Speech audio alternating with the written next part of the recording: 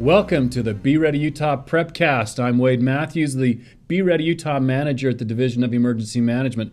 Joining me today is Bryan Stinson, a emergency preparedness specialist and outreach specialist. Also, James Ray, another Be Ready Utah outreach specialist and emergency preparedness specialist. Thank you for joining us today. And what's our topic today, Bryan? Well, today we're going to be talking about water.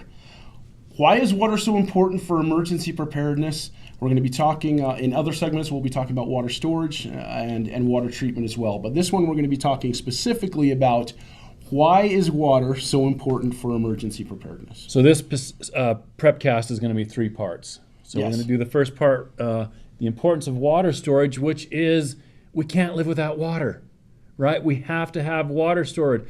I get a lot of questions when I'm out in the public about, I've got these blue barrels in my garage. What should I do with them? Fill them up. Put water in them. A lot of people are concerned about doing it correctly, but they need to just take that initiative to begin with and fill those water containers. Yeah, our bodies are about 60 to 70% water when we're properly hydrated. It's so important for all of our bodily functions. I mean, it's what's our brain needs it for properly functioning. Our joints need it to be able to move properly. Our digestive system needs it to be able to flush our bodies and digest that food properly. Our circulatory system needs it to transport that food and things to the cells of our body and to remove waste from our body. We use it for temperature regulation as well. So, I mean, water is just so entirely vital. You can't say enough. And compound that with a disaster situation when we're already stressed and we're already dealing with other incidents and emergencies, let alone dealing with his psychological response of not having enough water, right? So again, we need to have water stored and just take that initiative to go out and get the containers. We'll talk about that in our next session, but what do you want to add there? Well, one thing that I was just thinking of, I mean, here in the state of Utah, we live in a desert state. I mean, we don't have lots of water at our disposal. In the event of something happening, the water systems could go down and we could be without water. And so that really emphasizes the point of how important water is to have. In fact, an average healthy human can only live 3, maybe at the farthest 4 days without water.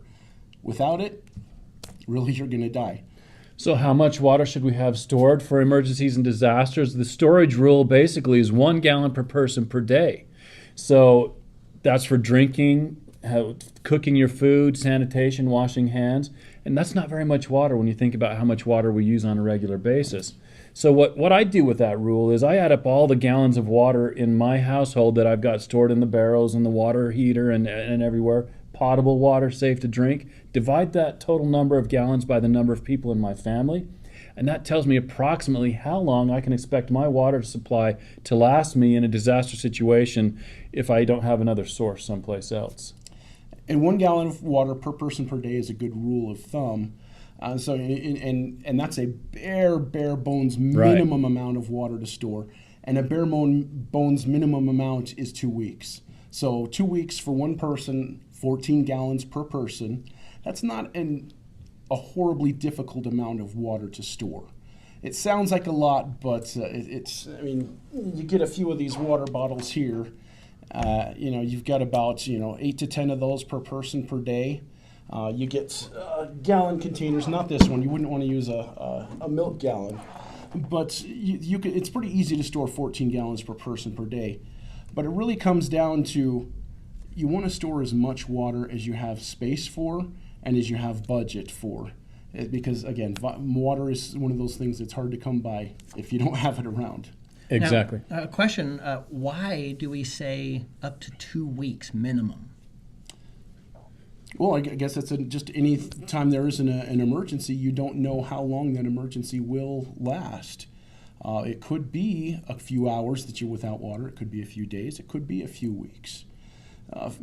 14 gallons is just a good number to think about. That's my bare bones goal minimum of how much water I want to have per person. And again, as you said, if you can do more than that, do more than that. I guarantee we're not storing enough water. When we think about the big disasters, the long-term recovery process, we're not going to have enough water stored to store more water. And again, we're going to talk a lot more about water storage in our next segment. And then in the following segment, we'll talk about treatment, what to do about treating water that you think may be unsafe to drink. So is there anything else you want to add, Bryan? I just want to say maybe a fun little exercise that you can do is just to see, can I live on only 1 gallon of water for this day?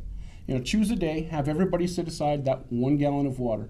That's the only gallon you can use for drinking. You can use it for washing dishes, for laundry, for whatever else you need, but you can only use 1 gallon of water. And you'll see how quickly that 1 gallon of water just disappears.